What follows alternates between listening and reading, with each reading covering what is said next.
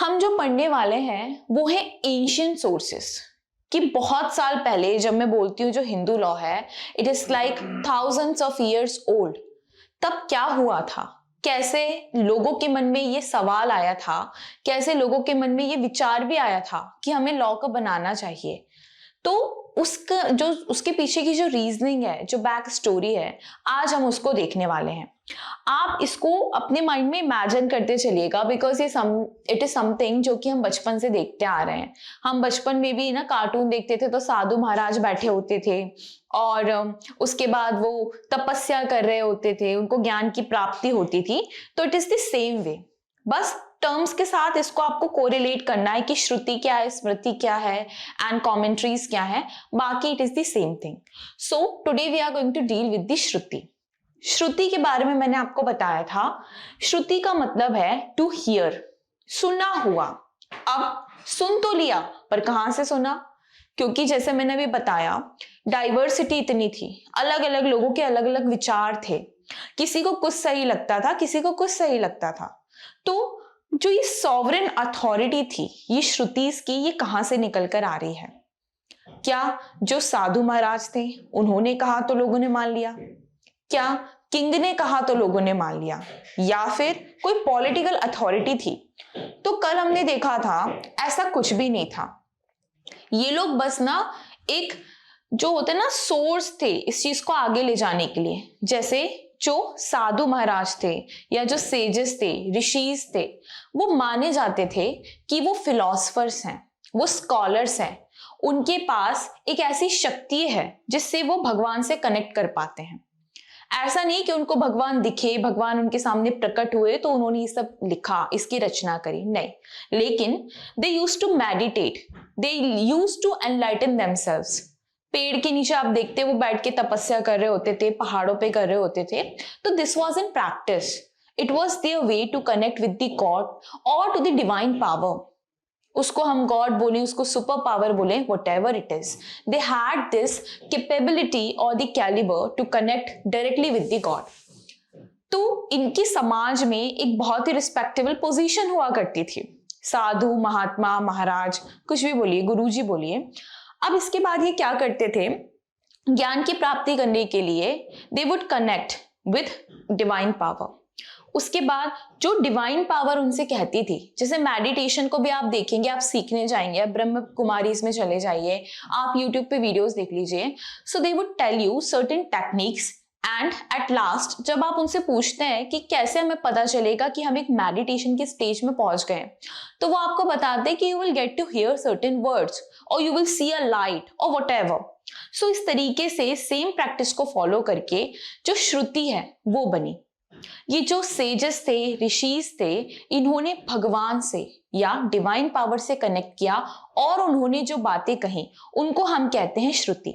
इसलिए इसका मतलब होता है टू हियर। अब ये जैसे कि मैंने बताया, श्रु का मतलब होता है to hear. Now it is considered to be the primary and the paramount source of Hindu law. Yes, क्योंकि फैमिली लॉ है, फैमिली का मैटर है, पर्सनल लॉज हैं। हम अक्सर ऐसा होता है कि कुछ हम परेशानी में भी पड़ते हैं, तो जिसमें भी हमें फेथ है, be it be some super power, be it be some Guruji और अ फैमिली मेंबर, तो हम अक्सर उनसे बातें करने जाते हैं, हम उनसे कनेक्ट करने की कोशिश करते हैं। तो यहाँ पे भी सेम केस था, उनको लॉ चाहिए था, उनको समाज में, सोसाइटी में चेंज चाहिए था, तो they used to connect with God in this manner. अब ये पैरामाउंट सोर्स है, इसको हमेशा याद रखिएगा। स्मृति is not the paramount source, Shruti is the paramount source, because here जो sages थे, they used to directly connect to the divine power or the God through the meditation, and they would hear the law or the good law जो भी उनको बताया जा रहा था। ठीक है, इसके बाद आता है कि ये जो भी था, ये डाइटी या गॉड के वर्ड्स थे जो कि रिवील किए गए थे सेजेस को। सेजेस का मतलब होता है ऋषिज, जिसको हम हिंदी में ऋषि मुनि बोलते हैं, उनको डायरेक्टली बताया गया था। इसके बाद जो श्रुति है, ये सैक्रेड और प्योर अटरेंस माना जाता है। जैसे मुस्लिम लॉ में आपने देखा, प्रॉफेट मोहम्मद थे, उनके वर्ड्स थे, उनको सैक्रेड माना जाता था, उनको लोग फॉलो करते थे। क्योंकि उनकी भी एक रिस्पेक्टेबल पोजीशन थी सोसाइटी में, प्रॉफिट थे, वो दूत थे भगवान के। बट यहाँ पे ऐसा नहीं है। यहाँ पे जो ऋषि मुनि है ये कोई दूत नहीं है, they are just the medium, कि जिस मीडियम से गॉड ने इनसे कनेक्ट किया। अब ये जो सैक्रेड अटरेंस है ये कहीं तो इंश्राइन किया गया होगा, सैक्रेड अटरेंस तो उन्होंने कर दिया, उन्होंने बहुत कुछ बोल दिया। अब ये हमें पता कहां से चलेगा? तो ये हमें पता चलता है वेदास एंड उपनिषद से। वेदास कितने हैं? 4 हैं, सबको पता है, ऋग्वेद, सामवेद और अथर्ववेद, है ना। अब जैसे जैसे युग बदलते गए ये वेद भी आते गए। अब क्यों आते गए? क्योंकि चेंज इन सोसाइटी तो हो रहा था, सोसाइटी बदल रही थी, बट जो लॉस थे, जो आइडियोलॉजी थी वो बहुत रिडंडेंट हो रही थी। हम बोलते हैं ना कि पहले बहुत सतयुग हुआ करता था, ऐसा हुआ करता था, द्वापर युग आया, फिर अब बोलते हैं कलयुग आ गया है, और ये भी बोलते हैं कि घोर कलयुग भी आने वाला है। तो आप देखिए किस तरीके से लॉज भी अकॉर्डिंगली चेंज हो रहे हैं। पहले के समय में लोगों के घर में ताले नहीं होते थे, आजकल तो लोगों को पता नहीं क्या क्या हाई सिक्योरिटी करनी पड़ती है, हाईटेक सिक्योरिटी करनी पड़ती है, और वो भी ब्रीच हो जाती है। आपकी फोन में आप देखिए कितनी इंफॉर्मेशन होती है, वो भी सिक्योर नहीं है। तो यू सी इतना कुछ बदल गया है। तो अब जो पहले के लॉस थे कि सदाचार का लोग पालन करेंगे, कोई किसी के घर में चोरी नहीं करेगा, वो आज के समय में सब फालतू की बात है। आप सोचेंगे ना, लोग आपको लूट के चले जाएंगे, आपको पता भी नहीं चलेगा, कुछ नहीं कर पाओगे आप। तो ये सब जो था ये रिफ्लेक्ट हुआ वेदास में और उपनिषद में। वेदास तो 4 हैं। अब उपनिषद को लेकर यहाँ पे ना थोड़ा सा कॉन्ट्रडिक्शन है कि कितने इसके नंबर्स हैं। किसी बुक में आप देखेंगे कहीं 18 लिखा है, कहीं 108 लिखा है, कहीं 200 के ऊपर लिखा है। तो ऐसा कोई भी हमें नंबर अभी तक नहीं पता है। किसी ने कुछ इंपॉर्टेंट उपनिषद को ही सोर्स माना और कहा कि 18 उपनिषद हैं, लेकिन किसी ने कहा ठीक है जितने भी थे वो 200 के ऊपर थे, किसी ने कहा 108 है। तो इसका कोई सेट नंबर नहीं है, लेकिन वेदास जो हैं वो सेट नंबर में है, विच इज 4 वेदास हैं। अब यहां पे सवाल ये उठता है कि मैम आपने कहा था उस समय तो लिखने का कोई सोर्स नहीं था।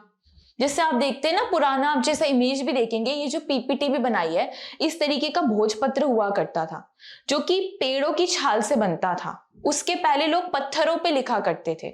जैसे कि आप देखेंगे भीम बेटी का हो गया, कोई केव्स में जाके देखिए, वहां पे नक्काशी है, लोगों ने कुछ कुछ लिखा है, चित्र बने हुए हैं। आप अजंता एलोरा की केव्स में चले जाइए। तो वो क्यों करते थे लोग? वो एक आर्ट के तौर पे आज हम देखते हैं, but it was their way of communicating and it was their way of writing down the things. उस समय ऐसा होता था। उर्दू भी, हाँ, पत्थरों पे कितनी सुंदर लिपि में लिखा होता है, इसको बोलते हैं ना बिल्कुल कर्सिव राइटिंग, और बहुत ही सुंदर कैलीग्राफी में लिखा होता है। तो उस समय मीन्स तो थे नहीं। तो वेदास कैसे लिखे गए? हमें पता है कि जो वेद की रचना है वो वेद व्यास ने करी है, उन्होंने सारे वेदास को लिखा था। उन्होंने कब लिखा था? जब मीन्स हुआ करते थे लिखने के, जब उन्हें पता था कि अच्छा इस तरीके से अब मैं इंक में और वो मोर पंख में और वो जिस भी तरीके से लिखते थे, तो वो जब उस चीज का आविष्कार हुआ तो धीरे धीरे इन चीजों को लिखना शुरू किया गया। लेकिन ये जो वेदास हैं ये सिर्फ प्योर अटरेंस हैं, उनको बाद में कोडिफाई करने की कोशिश की गई, वो बात अलग है, लेकिन इसलिए हम इसे श्रुति कहते हैं। अब जब हम वेदास को पढ़ते हैं ना तो कुछ चीजें ऐसी हैं जो कि बहुत बेसिस तो फॉर्म करती हैं, बट कुछ हमें ऐसा लगेगा कि कितनी बेतुकी बात लिखी है। ठीक है, वो उस समय की सोसाइटी के हिसाब से ठीक था, आज के समय के लिए नहीं है, लेकिन वो ऐसे टेक्स्ट हैं जिन्होंने पूरे हिंदू लॉ को इवॉल्व करने में बहुत ज्यादा हेल्प करी है, और वो बेसिस है हिंदू लॉ के और हमेशा रहेंगे।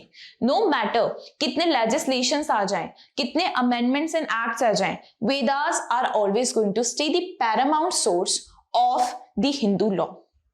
देन श्रुति जो है, Shrutis are made up of 4 Vedas. ये अभी आपको पता है, आप लोगों ने मुझे बताया। अब इन वेदास में क्या क्या था बेसिकली, तो जो ऋग्वेदा था ये सबसे इंपॉर्टेंट वेद माना जाता है। इसके ही बेसिस पे दो वेद बनाए गए थे, यजुर्वेदा और सामवेदा। ऋग्वेद में क्या है, तो इसमें लिखा हुआ है हाइम्स, मंत्र हैं, मंत्र थे, उनको लिखा गया। बेसिकली संस्कृत में लिखा जाता था, फिर आजकल इसको हिंदी में भी ट्रांसलेट किया गया है। अबाउट दी मैथोलॉजी, स्टोरीज थी, लेजेंड्स की, कि ऐसा हुआ करता था, एक समय में ये राजा थे, इनका ऐसा हुआ था, यहाँ पे इस प्रकार का राक्षस हुआ करता था। तो इस तरीके की मैथोलॉजिकल स्टोरीज इसमें लिखी हुई थी। एंड मंत्रास भी लिखे हुए थे। मंत्र जो है वो आज भी हम यूज करते हैं, शादी होगी या कोई भी ऐसी सेरेमनी है, हवन के दौरान सर्टेन मंत्रास जो है उनको चैंट किया जाता है, उनको बोला जाता है। तो ये सारे जो थे ये ऋग्वेद में लिखे थे। ये बेसिकली थे कि गॉड को प्रेज किया गया कि गॉड इतने अच्छे हैं, उन्होंने सृष्टि की रचना करी है, उन्होंने हम सभी को प्राण दिए हैं, उन्होंने पशु पक्षियों को बनाया, इतनी सुंदर प्रकृति बनाई है। वो इसीलिए था क्योंकि उस समय बस इतना ही बहुत था, लोग अभी चीजों को रियलाइज करना शुरू कर रहे थे। तो उस समय ऋग्वेदा के थ्रू, मंत्रों के थ्रू उन्होंने गॉड को और नेचर को प्रेज करने की कोशिश करी। But it was not sufficient. इससे तो सोसाइटी आगे नहीं चलने वाली थी। तुमने कितने ही प्रेज कर लिया, कितने भगवान को, नेचर को प्रेज कर लिया, but there has to be something जो कि उस चीज को आगे बढ़ाए, एक हार्मनी सोसाइटी में बनाए रखे। फिर आता है हमारा दूसरा वेदा, विच इज द यजुर्वेदा। तो इसमें भी मंत्र हैं। अब धीरे धीरे जो रिलीजन है वो फैलता गया, बढ़ता गया, रिचुअल्स अलग होते गए, सैक्रिफाइसेस अलग होते गए, सोसाइटी में चेंज होता गया, तो उसको इसमें रिफ्लेक्ट किया गया। इसके बाद आया सामवेदा। तो यजुर्वेदा जो है इट वॉज अबाउट, नो, यहां पे सामवेदा होना चाहिए। तो जो सामवेदा है इसमें बेसिकली इंस्ट्रक्शन थे कि रिलीजन तो बन गया। अब रिलीजन ना लोगों के लिए बहुत इंपॉर्टेंट चीज हुआ करता था। क्यों? क्योंकि वो उनको बताता था कि कोई एक सुपर पावर है जिसकी वजह से वो सब सांस ले पा रहे हैं, प्रकृति चल रही है, उन लोग आपस में मिल पा रहे हैं। तो ये उनके लिए बहुत ही इंपॉर्टेंट सोर्स हुआ करता था। अब साइंस और टेक्नोलॉजी तो थी नहीं, कोई बीमार हो गया, क्या करें, दे वुड प्रे। कुछ हो रहा है, दे वुड प्रे। साथ में मिलने का, एंटरटेन करने का एक दूसरे को कोई उतना सोर्स हुआ नहीं करता था। तो they would usually tend to follow such religious practices, और वो आज भी चली आ रही हैं। ठीक है, इसके बाद अब इसके क्या रिचुअल्स होते, कैसे उन्हें हम फॉलो करेंगे, इसको भी लिखना कहीं जरूरी था। तो फिर वो आया इस वेद में, विच इज द सामवेदा। अब कुछ समय बाद, सिग्निफिकेंट अमाउंट ऑफ टाइम के बाद आता है last Veda, which is the Atharvaveda. तो इसमें था स्पेल्स। स्पेल का मतलब है टोना, टोना टोटका होता है ना, तांत्रिक करते टोना टोटका, इसने मेरे पर टोना कर दिया तो मेरे साथ ये हो गया, मैं हिल नहीं पाया, मैं चल नहीं पाया, मेरी जिंदगी बर्बाद हो गई। तो ये सारी चीजें भी थी। अभी तक तो सब अच्छा चला आ रहा था, गॉड थे, नेचर था, रिलीजन थे, रिचुअल्स थे, सैक्रिफाइसेस थे। अब कुछ गलत भी तो होना चाहिए था। फिर आया था टोना टोटका, एनिमीज, और ये जो तंत्र विद्या करने वाले हैं या जो तांत्रिक हैं, और डिसीजेस हैं। धीरे धीरे ये सब चीजें आती गई सोसाइटी में। अब इनके लिए भी कुछ लॉज होने चाहिए थे। पहले कुछ गलत होता था, कुछ भी तो बोल देते थे टोना हुआ है, किसी ने हमारे पर काला जादू करा है, ये महिला चुड़ैल है, ये व्यक्ति एक ऐसा राक्षस है। इस तरीके की बातें होती थी, बिकॉज लोगों के पास उतना नॉलेज नहीं था। लोगों को नहीं पता था कि डिसीजेस भी कुछ चीज है, मेडिकल साइंस ने उतनी तरक्की नहीं करी थी। तो वो ये सब चीज को ना स्पेल से कनेक्ट करने की कोशिश करते थे। इसका उल्लेख किया गया है अथर्ववेद में। इस तरीके से वेदास आगे बढ़े। फिर लोगों को समझ में आया कि नहीं, टोना टोटका तो अपनी एक अलग बात है, कोई दूसरी चीज भी है, ये लोग हैं, लोगों का इल मोटिव है, तांत्रिक कोई बन रहा है, इल मोटिव है, गलत काम कर रहा है, तो इसको भी रेगुलेट किया जाना चाहिए। डिसीजेस हो रही हैं, इसके लिए मेडिकल साइंस को तरक्की करनी चाहिए। तो ये सारी चीजें कनेक्टेड हैं और ये बहुत साल पुरानी है, तो उस समय इनका रेलेवेंस भी हुआ करता था। सो ये है श्रुति का बेसिस कि श्रुति क्यों बनाई गई। अब ये सब कुछ हो रहा था, लोगों को चाहिए थे जवाब, वो कहां से मिलते? उन्होंने किया मेडिटेशन करके उन्होंने गॉड से कनेक्ट किया। गॉड ने उन्हें सर्टेन रूल्स बताए जिसको उन्होंने लिखा वेदास के फॉर्म में। ओके, नाउ अब वेदास में कितने पार्ट्स होते हैं? तो सबसे पहला होता है इसमें संहिता। 4 पार्ट्स होते हैं वेदास में, संहिता एंड इसके बाद जो लास्ट पार्ट होता है वेदांत एंड ऑल। तो इसमें मंत्रास एंड हाइम्स होती है। अब मंत्रास एंड हाइम्स तो लिख दी, उसकी भी ऐसी लैंग्वेज होती है जिससे आप अभी भी लिटरेचर पढ़ेंगे, भी हिंदी लिटरेचर, इंग्लिश लिटरेचर, तो आप एकदम उसको ना ठीक से इंटरप्रेट नहीं कर पाएंगे। तो मंत्रास और हाइम्स तो उसमें लिखे हुए थे, लेकिन उनका इंटरप्रिटेशन क्या था? तो वो बताता है वेदा का next part which is Brahma. Okay, इसमें लिखा था कि ये जो हाइम्स लिखे हैं, ये जो मंत्रास लिखे हैं, इसका क्या मीनिंग है, क्या इंटरप्रिटेशन है, वो हमें बताया इसके सेकेंड पार्ट में। फिर है अरण्यकास। ओके, सो ये जो है ये फिलॉसफी है कि कोई रिचुअल कैसे बनेगा, सैक्रिफाइस कैसे बना था, एंशिएंट हिंदू सैक्रेड टेक्स्ट क्या कहते हैं, क्या था, उसका थोड़ा और एक्सप्लेनेशन अरण्यकास में लिखा हुआ है।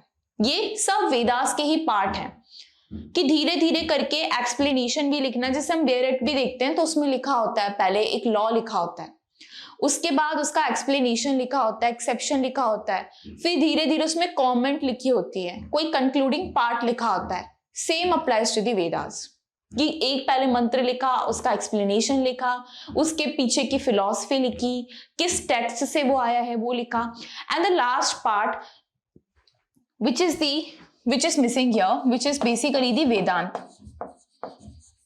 जिसको हम बोलते हैं उपनिषद। उपनिषद का मतलब अगर मैं आपको बताऊं तो बेसिकली उपनिषद जो होते हैं उनको वेदांत भी बोलते हैं। That are the concluding part of the Vedas. वो उसको खत्म करते हैं। कोई कंक्लूजन, जैसे आप लोग आंसर्स भी लिखते हैं ना, तो देयर इज दिस कंक्लूजन जो कि उस पूरी चीज को खत्म करता है, तो दैट इज द उपनिषद। अब उसके अलग अलग तरीके के उपनिषद क्यों हैं? बिकॉज उसको किसी वेद को खत्म करने के कई सारे इंटरप्रिटेशन हो सकते थे। तो मेनली वेद के अंदर ही कई सारे उपनिषद होते हैं। तो this is the last part जिसको हम वेदांत भी कहते हैं। अब इस तरीके से वेद बने। अब इनमें होता क्या था? तो बेसिकली इसमें कोई लॉ नहीं होता था। वेदों में कोई लॉ नहीं था क्योंकि लॉ अभी भी इवॉल्व हो रहा था, लॉ अभी भी बन रहा था।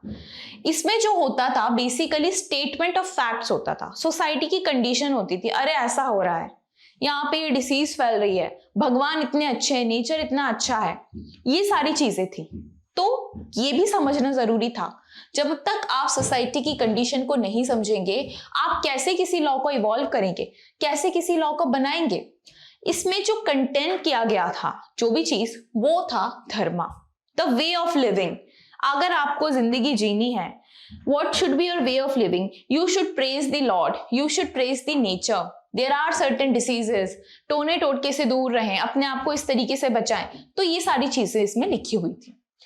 अब जो पैट्रियार्कल सिस्टम होता था, जो सोसाइटी में कई सालों से एग्जिस्ट कर रहा है, वो आपको भी पता है कि अर्लियर जैसे होते थे, सेना में भी there used to be the सेनापति who would lead the whole सेना, उसके ऊपर होता था किंग। फिर धीरे धीरे हायरार्की अगर हम फैमिली लेवल पे देखें तो फैमिली में होते थे गृहपति, यानी कि कर्ता, और जो घर के फादर होते थे, जो भी घर के बड़े होते थे।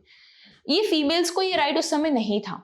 तो पैट्रियार्कल सिस्टम उस समय से चलता आ रहा था, जिसने बनाया the basis of the family law, जो आज भी एग्जिस्ट करता है। आप देखिए, कर्ता को पासनर का सिस्टम आज भी हमारे लॉज में है, जिसको हम पढ़ने भी वाले हैं। सक्सेशन एक्ट पढ़ लीजिए, आप पार्टीशन देख लीजिए। Females can also be the कर्ता nowadays, but again this system is there, जो कि उतने सालों से चला आ रहा है कि एक गृहपति है, एक कर्ता है, and which is still existing in our laws. तो ये तब से चला आ रहा है। अब ये जो वेदास हैं, ये बताता था कि family is a singular unit जहां पे गृहपति होने चाहिए। फैमिली को बहुत इंपॉर्टेंस दी गई है पहले से हमारे इंडिया में, और वो आज भी दी जा रही है। लाइक यू सी कि हमारा कल्चर जो है उसमें आज भी चीजें देखने को मिलेंगी। एक फैमिली बड़ी सी भी मिल जाएगी आपको, जॉइंट फैमिली भी कई जगह पे होती है। देन जब उपनिषद की अगर मैं बात करूं तो they are the most recent addition to the Vedas, okay, the oldest scriptures. अब क्या होता है, नए इंटरप्रिटेशन लोगों ने निकाली, लोगों ने कहा ठीक है वेदास में जो लिखा है वो रिडंडेंट है, मान लिया, लेकिन उसकी इंटरप्रिटेशन तो आज के समय के हिसाब से की जा सकती है, तो वो उपनिषद के माध्यम से लोगों ने बताने की कोशिश करी। अब ये भी डील करते हैं meditation, philosophy, consciousness and other kind of knowledges. जो भी लोगों की इंटरप्रिटेशन थी, सोसाइटी के साथ साथ चेंज हो रही थी, वो उपनिषद में बताई गई। इनको बोला जाता है Vedanta. They are the end portion of the Vedas. अब जो वेदास हैं वो इसको इस तरीके से समझिएगा कि जो उनका सोर्स है वो श्रुति ही है। उस समय लिखने का कोई सोर्स नहीं था, ठीक है, बट उस नॉलेज को आगे पास ऑन तो किया जाना था, तो उस क्रूड नॉलेज को वेदास के फॉर्म में उतारा गया और उसकी कुछ इंटरप्रिटेशन भी लोगों ने अपने अपने हिसाब से दी। तो जो क्रूड फॉर्म है, जो उसका बेसिस है, वो वेदास है, और जो उपनिषद है बस वो उसमें एक महज एडिशन है। जैसे कि आप कोई लेजिस्लेशन देखते हैं, जैसे कॉन्स्टिट्यूशन है, वो कॉन्स्टिट्यूएंट असेंबली ने बनाया था, वो आज भी बेसिस है पूरा, लेकिन उसमें आए दिन अमेंडमेंट्स होते रहते हैं। तो वो क्यों होते हैं? According to the changing needs of the society, according to the changing situations. और वो क्या करते हैं, किसी भी चीज को कंक्लूड करने की कोशिश करते हैं, सिचुएशन को कंक्लूड करने की कोशिश करते हैं। सुप्रीम कोर्ट्स जो हैं, they just keep a check on that कि कहाँ पे कैसा कोई अनकॉन्स्टिट्यूशनल लॉ पास हुआ है, कहाँ पे कॉन्स्टिट्यूशन में अमेंडमेंट की जरूरत है, पार्लियामेंट इसमें देखती है। तो ये सारी चीजें आए दिन होती रहती है और ये पहले भी होती थी। तो वेदास तो एक सेट फॉर्मेट था। वेदास को अगर मैं कहूं the grand norm of the Hindu law तो सही होगा। They are the grand norm, they form the basis of the Hindu law, but उसमें कुछ ना कुछ चेंजेस होता रहता था उपनिषद के माध्यम से। दिस इज वाई अब इतनी पुरानी चीज है, इतनी पुरानी हिस्ट्री है कि आपको नंबर एग्जैक्ट नहीं पता है इसके। ओके, नाउ ये ट्रीटीज है। ट्रीटीज का मतलब वो वाली ट्रीटी नहीं जो हम इंटरनेशनल लॉ में पढ़ते हैं। It's not an agreement, it's just the उल्लेख, किसी चीज का वर्णन करना, किसी चीज को डिस्क्राइब करना, ये वो वाली ट्रीटीज है। ये इस ट्रीटी से कंफ्यूज मत होइएगा, इसका मतलब अग्रीमेंट होता है। ट्रीटीज का मतलब होता है ग्रंथ। अगर हिंदी में बोले ना, हम सुनते हैं ग्रंथ लिखे, मजाक में भी हम एक दूसरे को बोलते हैं आज के पेपर में तो मैंने ग्रंथ लिख के आया हूं, पता नहीं क्या लिखा है। तो ये ग्रंथ है, ये किसी चीज का वर्णन है, ये किसी चीज का उल्लेख है, किसी चीज का डिस्क्रिप्शन है। So this is known as the treaties. Okay, अब moving ahead, they help in the overall understanding of the Vedas. This is the whole relevance of the Upanishads और the Vedantas कि वो हेल्प कर रहे हैं बस आपको अंडरस्टैंडिंग में।